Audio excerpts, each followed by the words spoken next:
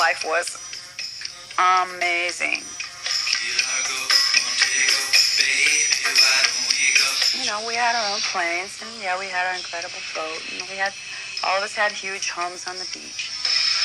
There's a place called Kokomo. The Beach Boys, who have been around for over a quarter of a century, refuse to fade away, even though they're close to collecting Social Security on what must be their fifth or sixth comeback. Their fans can't get enough of them. Karen Lamm is one of their biggest fans. So big that in perfect California fashion, she married Dennis Wilson, the Beach Boys drummer, not once, but twice. We married each other in May of '76. He filed for divorce in December of '76. We lived together through the divorce. Then our lawyers didn't want to divorce us. That was very strange. And then we remarried in July of '78, and we became officially divorced in '81.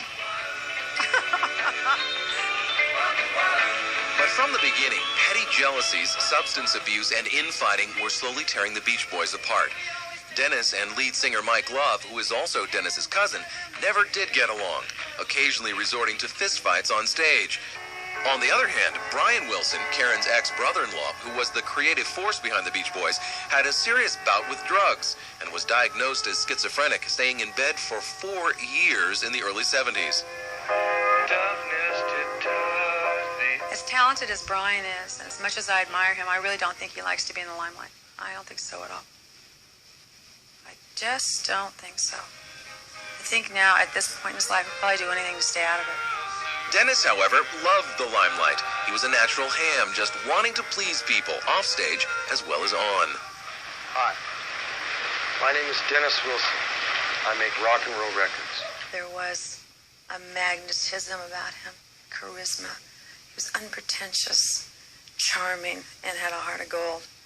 From all accounts, Dennis was very gentle and unpretentious, but he was also defiant and undisciplined, constantly hunting for pleasure but never finding happiness. His weaknesses set him up for a friendship with Charles Manson, who touted the virtues of free love and drugs. Soon, the Manson family was living in Dennis's Beverly Hills mansion. Dennis was at that point intrigued by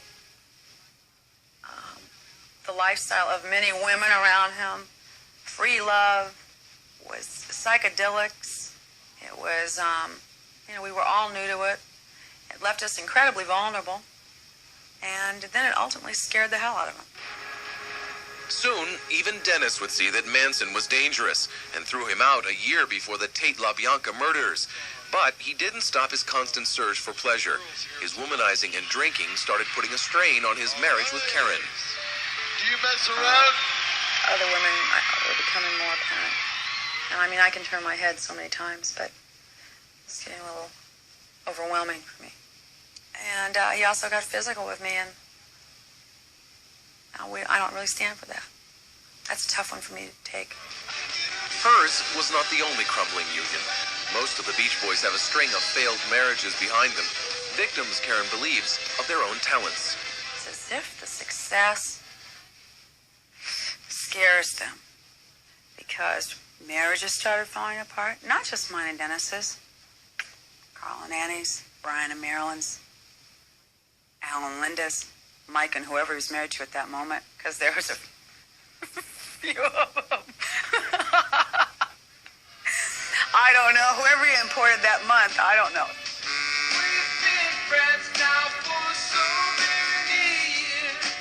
The Beach Boys have had a roller coaster ride of incredible highs and lows over the years, punctuated by the death of Dennis Wilson in 1983, when he drowned while drinking vodka and swimming in 58-degree water.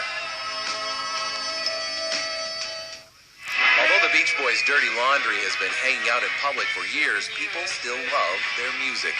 Fans still await their concerts. Maybe it's because the songs make us young again, if only for 3 minutes at a time.